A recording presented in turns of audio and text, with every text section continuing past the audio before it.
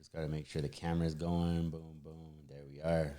Nathan Rodriquez, thank you for coming on the show, man. I really appreciate it. Hey, no problem. Thank you for the invite. Yeah, absolutely. So one of the things I wanted to talk to you right off the bat about is just that you're going to be a father soon. Yes. And it's your first kid. And I know for me, you know, having had kids, my oldest is 29. So you're an expert. Yeah, I wish that was the case. It's so hard, man. So, you know, being that I know, like, man, if I was having another kid right now, my mind would be going like this, blowing away. So, not to scare you or anything, I just wanted to, like, how are you feeling about it? How are you feeling about it? You're about to be a new dad in what, about a week? Yeah, she's due in a week and a half, so hopefully any day now. And you guys are having a little boy, right? We're having a little girl. Oh, a little girl. Yeah, little girl. Okay. You guys already got the name picked out? The name will be Amelia Victoria Rodriguez. Oh, okay. So a couple family names in there. So Yeah. nice. And how I'm feeling about it, I think I'm mostly chill right now, like a little too chill maybe. I was talking to my family yesterday, birthday party. They're like, "Oh, you must be like really excited." You must. And I'm just like, I think the excitement and the joy and the tears will come Yeah. when I actually see her. Around month 3. Oh yeah. Oh really? That's one. Okay. Well, you know, in the first few months, they sleep a lot, Yeah. and they're real nice. You know, you just hold them, and it's, Yeah, I think like we were talking about the other day, just like the major fear is like the world that she's coming into. yeah. Just so much uncertainty. So What are your concerns? I mean, I agree with you. There's so much, but it's just what's on like your mind? in general, just protection from outside influences, whether that be school or just culture wise, things like that. How to raise them up in a good home. Yeah, I totally agree. Especially right now with the public schools aren't doing too well. Yeah, definitely. That's one of the things. So for me, I think I've been a lot of the past maybe 10 years really kind of like preparing myself for like fatherhood. So a lot of it has been self-education. So, I mean, I went to college. I have a grad school experience. So for me, it's been kind of like re-educating through like the classics, through like Western civilization classics, of going all the way back to Homer, jumping to the Aeneid and Roman times, and the 1800s with Melville and things like that. So what can I learn from the people who have like lived in the past and had profound experiences, and what have they said that they can share their wisdom, things like that. So. And what did you learn, especially from like a lot of times people make a correlation between the fall of the Roman Empire to things that are happening now today, especially in America, whether that be people not being able to figure out what bathroom to use, money, the fact that we have this fiat currency that's literally based on nothing more than the public's trust, and since the public trust is corroding, perhaps we're on a downward spiral. I mean, maybe. So a lot of people do make that comparison. So like a lot of the times when I'm reading through Roman history, for the first several hundred years, it was a republic, very similar to us. And they had a lot of internal struggles. I think one of the first like kind of, pivot points was, have you ever heard of the Gracchi? No. They were brothers about 100 years even before Caesar and before Augustus. They had wanted the public will, the public trust, and one of the ways that they offered to do that was to actually just to give out land. So there was a lot of internal conflict 100 years before the republic became an empire. And that continued with Sulla and Pompey even. So these are before. So when I think about that, we haven't even had our like Gracchi brothers. Maybe a little bit with like Andrew Yang and the UBI stuff. But I don't think we've had that point where it's like really the elite regime versus like the populares, the rest of the population. And I think once we hit that, then we can like start making those like serious comparisons. But I feel like we're still in the Republican age. We haven't had Marius, who was against Sulla. And Marius again was about the popular struggle. So maybe in population like Bernie Sanders. So they haven't like won that support. They haven't been in office. It's still like heavily on the Republican side, not Republican in terms of political parties, but Republic. The Republic. Yeah. So I don't think we've so how about empire stage. So how about for those who may not understand, and even myself, I'll be like, when I think about a republic, and then you think of like a democracy, because like oftentimes people say, well, we're in a true democracy. Maybe perhaps this is a republic, because if we were in an actual democracy, slavery may be still in going on, since there may have been a time when the popularity vote would have voted for slavery as opposed to being a republic. Yeah.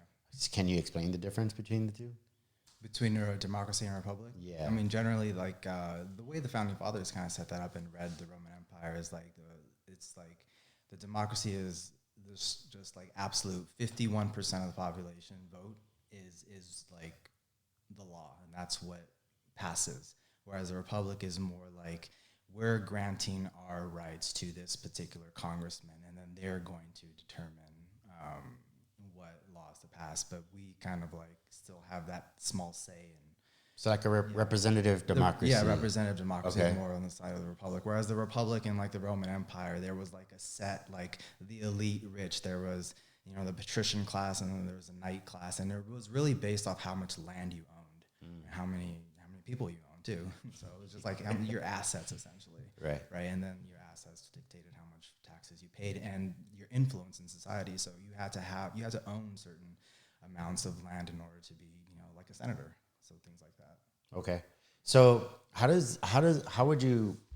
think I'm assuming from a presupposition that you think that there's something wrong with what's happening in today's society, more specifically here in the United States. Yeah.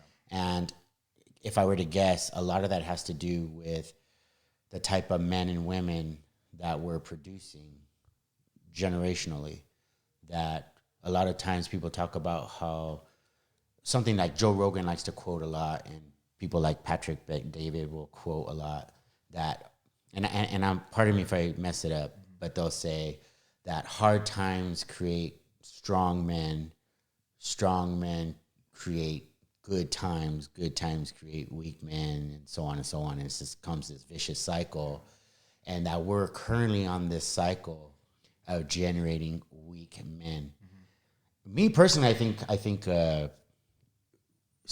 culturally, especially in the internet sphere, people are kind of hip to that. I think there's like this revival of not just Jesus and religion, but of strong men.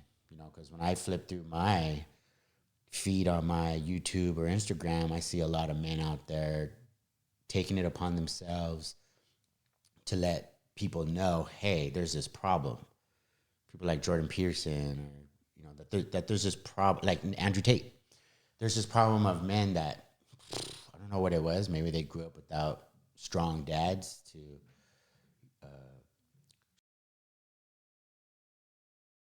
young men out there, or even men my age. I'm 45, and I would even put myself in this box if I were going to be completely honest, where I never quite, or men like myself, maybe never quite learned survival skills, like how to survive.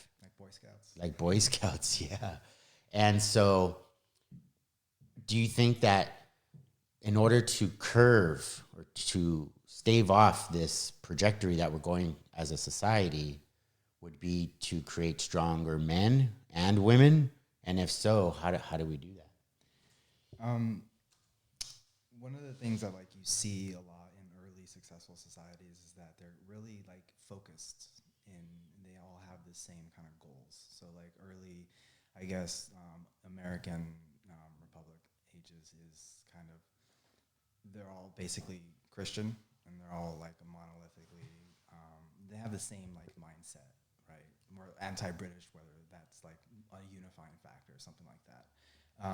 I think in America today, we're really just, everybody has different goals. Everyone has different ideas of what the American ideal is, I guess. this. So it's really just a matter of refocus, whether that means, I don't know. I think a lot of that, if you don't mind, just a little closer to you. I think a lot of that has to do with our culture as Americans, is individualism. You know, we're all about, you know, making it on our own, pulling ourselves up by our bootstraps. And we've kind of just forgotten or lost this idea that it takes a community to raise, to bring up children, for example. Right, yeah, and a community that has the same values, essentially, right? Yes. They can't have different values. Right. And I don't necessarily think it's a bad thing to want to go out there and make it on your own kind of stuff. I think anybody would agree that, you know, as long as it's not at the expense of others or society, that it could be a good thing. But also, I wonder if having that kind of attitude of, well, I don't care if I mess up this river and people downstream are screwed because, hey, the rules allow me. And I don't get me wrong, I'm all for capitalism. I love capitalism. I think it's brought more people out of poverty than any other time in history. Yeah. I just think that we can make decisions that it doesn't matter what decisions we make, they're going to impact others. And there are these opportunity costs that are associated with building wealth for yourself and whatnot. I'm no expert because I never built wealth for myself. But I do believe and see that, I see now especially, that we do live in a society where people are broken.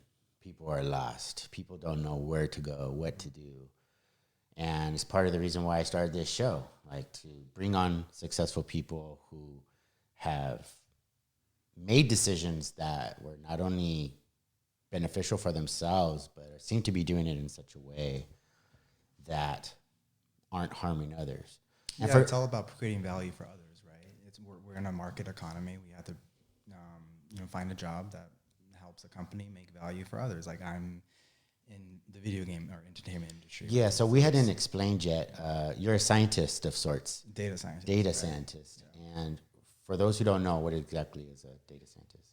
A data scientist basically is someone who's like studied programming or computer science and mathematics, and they build like machine learning algorithms that help companies make forecasting or other operations more efficient. So, for example, I used to work at a small startup movie studio where a script would come in, and I wrote a machine learning model that predicted how much that film would make based off of just what the script looked like, and then it helped the green light committee determine whether they wanted to move forward with production of that film or not. Whether or not it'd be profitable. Yeah, exactly. And then I was at Universal Studios a little after that, where I was, forecasting daily attendance, so that they can more efficiently build their, work schedules, know how many people that they need to come in, and also what prices should be set to optimize revenue given the forecasts and current demand. So things like that. It's just a lot of math.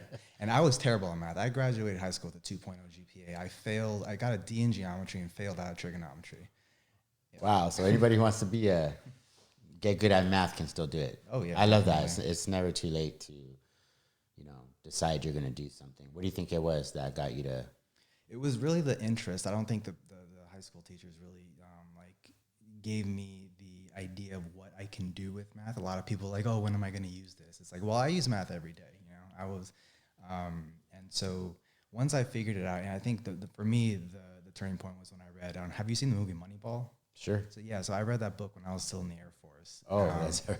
And I was like, this is really cool, the way that they used like numbers and math to determine, optimal baseball lineups for an actual MLB team. That's the Brad Pitt movie with the baseball. Yeah. Changed the game. Yes, and sabermetrics and all of that. And right. Now every baseball team has the analytics and stats. Do they? I watched that I watched Moneyball about a month ago. Yeah. I watch it every so often because I like the movie. It's a good movie. And I remember he's having at the very end before the end credits come up, that they have the announcer as they're fading away. And the guy is like, no one changed the game of baseball. And then I wonder if he did, like it seems like he did. He did in a big way. Like I said, every MLB team now has an analytics department. Wow. And if you don't have one, well, I think the Angels were one of the last ones a few years ago to have a full-fledged one. And they were seen behind when they didn't have one. So, yeah, it helps. There's a lot. And not just in terms of on-field, but like off-field, like optimizing nutrition as well, optimizing like exercise regimens to keep the players healthy to perform on the field. Is there a way that you use it in your own life, like to make projections on how well you're doing, like whether it be with your health or with your family, how you're spending time with them? Is there a certain amount of time I need to spend to spend with my family so that my wife doesn't leave me? Well, no, for that you need to ask your wife. She'll tell you. Yeah. Okay. I should ask. But do you use this type of stuff? And you said earlier that you use it in your everyday life. You use math. Yeah, for work. Yeah, just for schoolwork. Okay, yeah. But not in other areas. In other areas, I mean, you don't have to like fully fledged out like machine learning or optimization models, but you can take those ideas and implement them. It's all about, for me, like taking a big problem. I want to study Western civilization. How do I do that? Okay, I want to read these books over this amount of time. What goals do I need to set? Okay, 20 pages a day gives me over 7,000 pages a year, which averages about 20 to 25 books a year, and that'll help me reach this goal in X amount of time. Things like that. So it's just breaking down. So it's just putting pen to paper, really thinking it out, planning, in other words. Yes. Planning and just knowing where you're going. Yes, exactly. Knowing where you're going and plan. And that's not always an easy thing for people to do. No. I often try to do that. Mm-hmm. Like with this, for example, this podcast. How much time can I devote to this podcast and still, have to go out and work and still spend enough time with the kids? And, it turns out it's not a whole lot. It's you really gotta, those hours that you have in a day, you really gotta use them up. Otherwise, you're gonna fall behind whatever it is you're doing. It's optimization and consistency. Yeah, definitely. Just doing it every day for a set amount of time, being focused on that all the time, which is why, like I said, I was terrible at math, but then I had a focus. I went on Khan Academy. Have you heard of that? No. So it's like a website that some guy built, and you can just basically you go from learning how to tell time. So that's where I started, all the way up to differential calculus. My bad. And so I did all of that before college. So, and then I started undergrad, and then I got a minor in math, and then I went to grad school for math. And so it's just really just about breaking down the problem and just focusing and doing that. And you said you also went to the Air Force? I was in the Air Force right after high school. What'd you do in the Air Force? I was a computer network communications technician. Okay. Yeah, so I worked on a lot of cryptographic equipment, satellite communications, and routers and switches. So you're like a full-fledged geek. But no, I didn't choose this life, man. I did not. I don't know how I ended up. Honestly, the day I was going to go talk to an Army recruiter, I knew I wanted to be in the military. I had two grandparents who were in World War II. I had uncles in Vietnam, and they were all in the Marines and stuff like that. I was going to be in the military. I wanted to be a Ranger. I wanted to be Special Forces. I was going to go to see an Army recruiter. Air Force recruiter stops me. He's like, hey, man, don't join the Army. He's like, why? He's like, oh. I'm like, all right, I'll take the test for you. I take the test. He says I scored really high. And then he's like, what job do you want? And I was like, I want to be a cop, I guess. He's like, you don't want to be a cop. I'm like, okay, just he's like, let me tell you what you want. And he was a cop in the Air Force. And he did not recommend to be a cop in the Air Force. So I was like, okay, whatever, just tell me. So he put me into this communications track, this computer track. So I did that, and then you're surrounded by a bunch of geeks, and so I guess you do learn that, and you like telecommunications, okay. Basically, like satellites and stuff like that. So, and just being surrounded by people who are smarter than you really ups your game. Just the way you roll in Jiu Jitsu, and you're learning from blues and purple belts, and that ups your game. It really does. Actually, I think that's great advice. It goes to the whole thing. The 5 people you hang out with the most are going to be pretty much who you are. If you're hanging out with drunkards, you're probably the 6th drunkard, right? And I would agree with you as well, except a little caveat.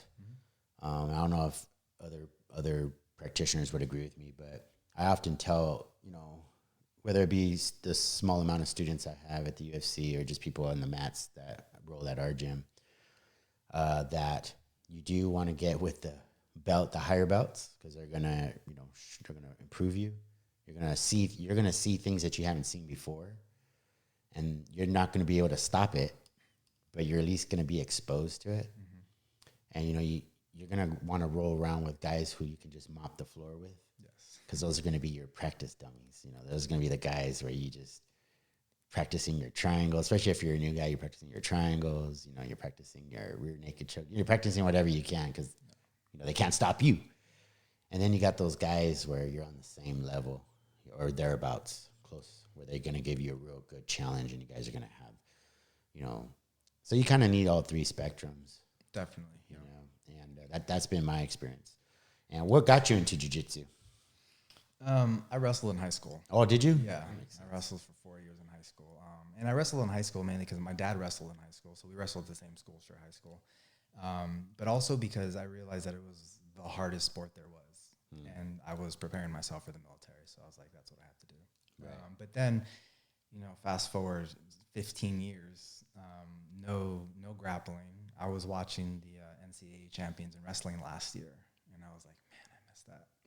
Man, I missed that feeling. Well, you must have been aware jiu-jitsu existed. Sure. Yes, I was, but I lived across the street from a jiu-jitsu gym, and I was going to go sign up, but somebody told me about Tillis, and I was like, okay, I'll go try that one. Which jiu-jitsu gym were you thinking about showing up to? The one across the street from me, Gracie Barra. Oh, the one near the quad? Yeah. Yeah, I actually started there. Oh, nice. Yeah, I started there, and there was a guy named Pedro Rodriquez, black belt. He was on the Portuguese judo team. Oh, wow. And I trained with him for like a month and a half. But then he up and went back to Portugal. I don't know if his visa ran out or what. He just wasn't happy here. I think he liked it better over there. And then there was just Phil. He was a purple belt. He's a black belt now, but he was a purple belt. And it wasn't because of that. It was just mainly because I couldn't stop smoking cigarettes and, being a waster. But they were also really expensive. Yes. So by the time I went back and joined Noah's, it was for just me by myself. It was reasonably priced, and plus the culture that he's created over there is, it's hard to find. Definitely. I mean, jiu-jitsu has its own. Every gym is great. I visit different gyms, and they all, just have their own culture. And I think just the one at Noah's just resonated with me. I feel very fortunate. But I'm sure any gym I would have went to would have been fine. Yeah. So, have you competed? I have, yeah. I think I've competed last August. Okay. I won one and lost one.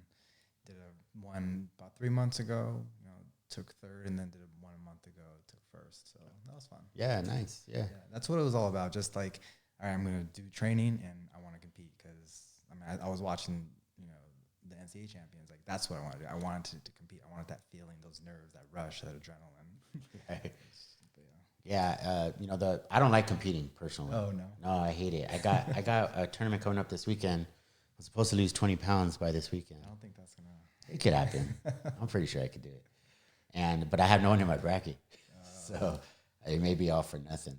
But the thing I don't like is basically standing around waiting. Hurry up and wait. Yeah, but however, one thing I noticed as a white belt, because I did a lot of tournaments as a white belt. Probably I think I did 11 or something like that, and met a lot of cool people. It's kind of like, at your own gym, you kind of feel like, oh, this is like family, or you meet a lot of friends and stuff. You build community there. But when you compete a lot, you start to see the same faces from different schools at these tournaments. And then you kind of feel like, oh, it's like a whole different community over here, where I'm meeting people from all over the place. And, you exchange numbers and all that, and you just get to know each other. And obviously, you've experienced that. Yeah. That's another great part about it. But jiu-jitsu, I think, is like, it's one of those things that I think can satisfy my goal, my personal goal, which is just building stronger communities. Yes.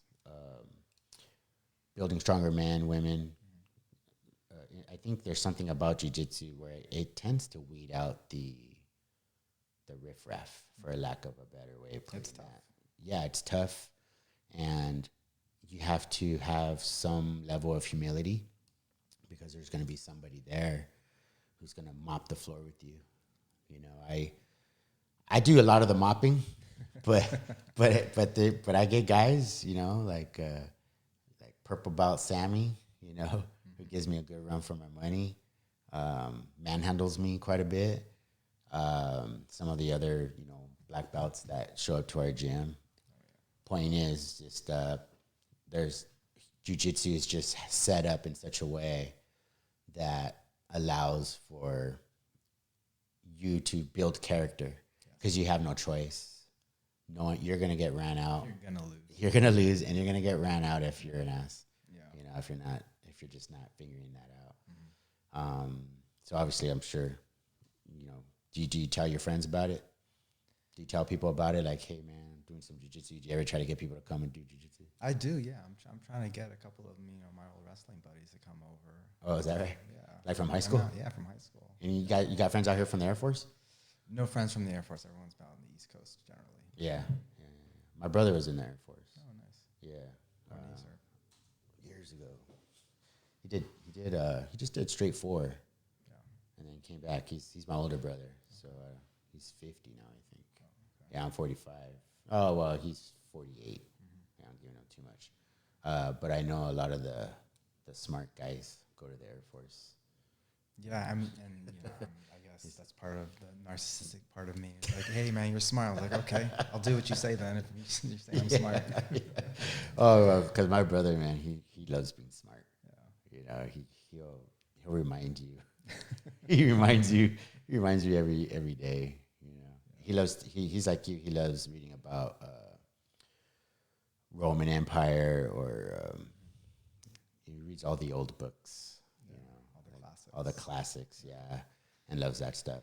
I was more into like British literature. Okay. You know, I was a literature major in school, and that was more like my thing. Did you do that because you knew it was going to lead to a decent or training for law school? I went to law school because I thought that my parents would be happy. Well, my mom was happy. I thought it would bring me closer to my dad, but it didn't. So then why literature then? I like the stories. And I think I took British literature for the first semester of school, and I just liked it. Mm-hmm. And then you start getting into all those other stories that I forgot all the authors and everybody, but like Rene Descartes, however you pronounce it, and a lot of those philosophers started taking philosophy classes. Okay. And I took those because my brother liked philosophy, and I thought, he's a smart dude. Maybe I should take philosophy. But I never ever felt like, you know what, I never liked to sound like the smartest guy in the room, because I'd be pretending, because I'm not that smart, you know. I'm more of like I'm willing to put myself out there kind of guy, you know. I'm willing to. I was always really good at sports, and I'm just more of a, you know, get people out of their shell kind of thing, which is kind of like, you know, the whole. Like coming back to the podcast again, is just like how do I? A lot of this stuff is really like dealing with my own self. Yeah. You know, if I was gonna attract a crowd, it'd be because they're just like me. You know, people who maybe wasted a lot of their time growing up, whether it was from drinking or alcohol, missed opportunities. You know, I applied with the Army, and I was about to go to the Army at 17. And then whatever happens, you know, like somebody offered me a joint. I started smoking pot as a kid. Like, what are the odds of this? Like, I grew up here, you know, and, you know, with sheltered parents who cared about me and sent me to private school and all that kind of stuff. And then, man, just like in a blink of an eye, like my whole life changed. Just, you know, I still remember the day in that moment that my whole life changed forever. Just walking with my high school girlfriend, beautiful girlfriend I had, and they had this Uptown festival they used to have every year. It used to be annual. It used to be huge. They don't have it anymore because too many gangbangers. And that's exactly what happened. as I was walking by, I saw some friends that were, old friends from public school that were basically getting into a fight with some other guys. And then I was like, hey, you guys need some backup kind of thing. And getting involved. Yeah, getting myself involved. They were grateful. Say, come hang out with us. It was summer after my freshman year in high school. I was at St. John Bosco. And worst decision I ever made, because then I started hanging out with them, smoking pot instead of, and then, but it's that type of thing that I think that people there's plenty of people out there who have made life-changing, life-altering decisions that led them to a place where they feel they'll never be able to crawl back out of it. And for me, it's like, it's a lie that we tell ourselves that we can't climb out of this. My wife has this thing. She calls it a dispel bird. I don't know. I forget it's the bird that rises out of the fire. Okay. Like a phoenix? The phoenix, yeah, the phoenix. And that must have resonated with her. But it resonates with me too. It didn't at first, but it does now. Because people can come out of the fire. I mean, there's plenty of things that happen to us, and you can't dwell on it. And it can lead to something really great if you allow, in my opinion, God to work in your life and make those, change you, transform. Transformation is a beautiful thing that I think anybody's capable of. Yeah, and a lot of times you have to go through those struggles, right? You do. To learn that. I think, I haven't gone through, serious, struggles or anything, but there have been times in my life where I think people have tried to ruin my trajectory, I guess. So when I was getting out of the Air Force, my goal was to be in there for 20 years. I was deployed to Afghanistan. I kind of saw a lot of the bureaucracy that was happening, a lot of the money moving around contractors and things like that. I'm like, this isn't really what I signed up for. So I kind of got disillusioned with military life, and kind of maybe what we were over there for. So I signed up for voluntary separation. The people did not like the managers and lieutenant colonels. They did not like that I said that, and I wrote actually a long piece and I published it online. And man, I got in trouble for that. I bet. I was a uniformed airman writing things about the military. Yeah. So yeah, they tried to give me dishonorable discharge. They did take away my top secret security clearance. And they lots of letters of reprimand. They removed me from my position and put me somewhere else. But it's all about okay, I'm done with the military. If they give me dishonorable discharge, that's fine. Luckily, because I was an excellent airman early on, I got lots of Airman of the Year awards. I got early promotions. They couldn't really get me on anything, so I was honorably discharged. I got all my benefits. Things like that's great. So, a lot of that my mind changes over time. I guess you learn more things. Now it's not so much about being anti-military or whatever, or anti-government. It's just really that's just the way the world is, and you just got to deal with it. You just got to, and you can only focus on you and your family and your life, and that's how it is. But the world is what it is, and it doesn't, depending on your philosophy, doesn't really belong to us. We're just here for a short time, and everybody's out to get theirs. It's one of the things that always made me really sad, because I learned that too at a pretty young age, and it was very depressing to see how we could behave, the things that we'll do for money, What did you do? I didn't do anything. I've watched people do things for money. It's real easy to put money first. My wife probably thinks I want to do this for money, but there's no money in this. Yeah, I mean there is, but I mean it's the money doesn't first of all, it probably I don't know anything about making money because I'm a bonehead, but this is I think it was Gandhi maybe who said it, but he said you find yourself when you lose yourself in the service of others. I was craving something I honestly feel by serving others in a way, but I mean I I can't just be out there serving in the soup kitchen, that's not really what I mean. Like for me particularly, but I know that through service some way by helping others, I will in turn benefit from that. Not necessarily financially, but I will benefit emotionally and psychologically from knowing that I'm making some kind of an impact in the world. I would imagine that when you decided you were going to make this decision in the Air Force, that you must have thought that you were helping in some kind of way, or what was behind you deciding that you were going to request this separation, and actually go through with that. And you must have weighed the cost of your decision. Yeah, I was like 22 years old, maybe 21, 22 years old. So I guess my brain wasn't fully formed yet. I did do some cost benefit analysis. And I think, back then it was like, this is the moral thing to do. I think thinking back on it, I probably just should have shut up and done my last year. Yeah. And, but it all ended up great. But yeah, definitely, I thought that I was making some type of impact. I thought that, what I wrote, and I got hundreds of emails in support of that, that stance that I took. Yeah. So did it make any kind of ruffle, or did it make any kind of difference as far as, the military goes and the way they do things? No, it did not. It was not a big thing at all. I think the news of that barely got out of the squadron, so okay. It was not. And I'm thankful for that. It wasn't a big deal. My name wasn't out there. Right. Yeah. And it still won't. Yeah. Or maybe, who knows? Yeah. Right. Well, you haven't said anything specific.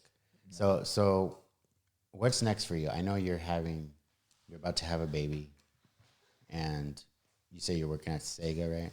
Yes, Sega. And what's on your trajectory? You seem like the kind of guy who sets goals, and what's for you in the next stage of what do you got going on over the next 5? I definitely think like what you said, finding fulfillment in the service of others, which is, and it's actually the second value of the Air Force, integrity first, service before self, excellence in all we do. And I do like those values. I think for me, it's about like just raising my children. Hopefully we'll have a couple more after this first one, and seeing what I can do. I think at a low level, just getting involved with my kids' schools, getting on maybe some education boards, things like that. Just trying to help out with curriculum and just trying to be a force for good, Yeah, politics in your future? I don't know. I just could see it. Yeah, absolutely. It's definitely something that's that's crossed my mind. Definitely need to get out there more, get build those relationships. Are you a real relationship building kind of guy? I think I think I'm growing out of that. I definitely think joining like something like Jiu Jitsu and Asia Gym, definitely, like you said earlier, community, right? Yeah, builds that community, builds that network. You learn about a lot of different guys and a lot of their trades, and then things like that. Yeah, I used to think I didn't like people. I was talking about this the other day. I was talking about this with Adam, who I did an interview with. That I used to think I didn't like. I thought I was an introvert. I thought I didn't like people. It turns out I was just smoking a lot of pot. I was smoking a lot of weed, and it's funny because I go everywhere I go, man. I'm like chatting people up. Yeah. I love to talk, and it doesn't always go the way you want it to go. I like to listen. Yeah. Well, that's the thing. I'm a good listener too. Yeah. I'm really I'm trying to get better at being an interviewer, and but I notice like when I'm out talking to people, I'm asking pointed questions just to get them to talk because I love hearing the stories. Mm-hmm. This is the part I like about podcasting is I get to hear and listen to whatever it is people want to tell me. Because I think people are interesting. There's a lot going on. I think every human being, there's no way you could be on this planet for 20 years, for example, and not have some stories in that. Yeah. Because there's so much that we go through as people, and I really want to get good at drawing that out of people. Mm-hmm. You know what I mean? Get the stories. the ones people want to hear and stuff. I think I have a lot of stories that sound interesting, but actually like really boring. like the reason why you hit me up was because of stand-up comedy, right? Yeah, I thought that was so cool, dude. I was like, man, this guy, he's doing some stand-up. I mean, are you funny? Does your wife think you're funny? That's the thing. No, definitely. I think she's. There's a little sensitive to that, but when I started doing like open mics and on Sunset, all the way through Hollywood, doing all of the open mics as many as I could, maybe a bringer show. You realize that a lot of the comedians off stage aren't funny, and I kind of resonated with that because I went to a lot of shows and I hung out with or I talked to a lot of the comedians there. And they were really like introvert type of people. They were people like me. They're very observant, that they write things down that they observe, and then they go on stage and then they make their jokes about whatever that they've observed. So that's I was drawn to that type of person because that's how I felt that I was. So they at least talk to each other. Yeah, they would talk to each other, but they just yeah. I mean, they were introverts in general, but they definitely once you get a group of introverts that have the same kind of goal and passion with stand-up comedy or whatever, then. That kind of makes sense because I would imagine to be a stand-up comedian because I've tried to do the writing part, right? And I noticed it was a lot of work, and you really got to be able to sit there by yourself. And I'm sure you could do it in a group, but then you're gonna be stealing my jokes, It's like So it sounds like something you do by yourself, but I noticed that it's a lot of work, and if you're the type of person that's really outgoing and you're a socialite or a social butterfly, you're probably not going to have that inclination to sit down and be quiet in front of your pen and paper and want to write jokes. And it's a different kind of funny too, because I'm funny and I'm extrovert in front of my friends and everyone laughs at what I say, but get in front of a group of strangers, and everyone's just going to stare at you. Yeah, they don't know, they don't get your humor. My wife tells me all the time, dude, you have to laugh when you tell your jokes. Because I'll say jokes like, I'll be like, yeah, I'm big and I'm the best guy in the world. I'm super big and strong or whatever, but I have a straight face. And I'm thinking in my mind, of course they're going to know I'm joking. Like, of course I'm 40, I'm a fat piece of shit. Look at me. I'm not obviously not the best Jiu Jitsu guy in the world, but and to me, I'm thinking it's funny. But I do respect the whole thing because I know how tough it is because I spent a whole 3 days one time writing this joke about my grandmother because she potty trained me, and it stuck with me forever because I remember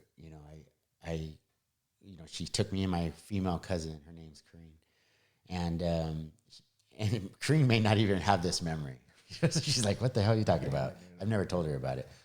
But my grandmother's taking us one by one to use the bathroom, and I'm thinking, she's like, oh, you're okay. You're doing a great job. Yeah, you just wipe here. Okay, now wash your hands. And then, okay, your turn, Andres. She tells me, there's snakes come out of the toilet, and she's like, you better be careful because the snake will come out and bite you. And I never told this out in public before or to anybody, but for like 3-4 years after that, I was like shitting my pants and no one could figure out why, this little kid shitting his pants. And I would hold it in too. I was like, oh, I kind of want to take a shit. Because my grandmother told me snakes come out of the damn toilet. And it wasn't until I was probably like, I don't know, 8. That sounds so old. It was probably like 8. Shitting your pants until you were 8. Probably. Shitting my pants until I was like 8. And I remember in order to get over this, I started, putting toilet paper down. I would get the fan, like a little fan, or the blow dryer, and I'd set it up so it would blow on me. And then I would do the whole thing like squat. I wouldn't sit down all the way just in case I had to jump away quickly. I would get one of those little circus books, the family circus, and I'd sit there. And it took me like a year. I must have been like 10. I don't know. I was so old. But it took me a while to get comfortable enough to sit down completely on the damn toilet seats. And I just thought that was so hilarious, And I thought, I can make a joke out of that. I must be able to make a joke out of something like that. It's a traumatic experience for me, but it's not something I like to talk about, but it's like, it is funny. Yeah, definitely. That you shit your pants at you're 10 years old. It's got to be some humor in that. Oh, definitely. Yeah, there's humor in a lot of things, and it's just about like writing it out, right? Writing, like a lot of the process I had was like writing out. By the end of the year, I only had about 5 minutes of like good material, by the way. But a lot of it was about 3 bits, but it was all about writing it down, not trying to be funny, just writing what the truth is, what happened, and then trying to break it up, adding your punchlines, adding your tags, making sure that it's following basically the rules of comedy and things like that. And you go test it out in front of an open mic, a group of strangers. Did you get laughs? I got laughs. How's that feel? Honestly, it's just as good as like getting your hand raised in a jiu-jitsu match, wrestling match. Like I guess maybe that's what I'm chasing through all of this. I think so. I mean, I think I'm chasing that too. Yeah. I mean, it's the same thing with like my wife gets mad at me like, you and your damn phone looking for your subscribers. It's like, I got another subscriber, babe. It's like, shut up. You stupid moron. And it's just like, you are kind of chasing that. Yeah. I said, well, I mean, it's motivating. Getting your hand raised in a jiu-jitsu match, and winning a tournament, it makes you want to go out and do another one. I think it's healthy. I mean, I don't think staring at your phone is healthy. Right. But going out and having achievement.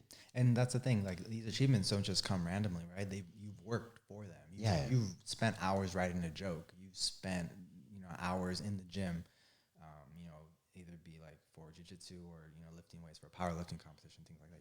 You've done the time. Right. And lots of times people don't understand that. You hear the joke, you think, oh, he's just a funny guy. Like, there is a point where that joke got no laughs.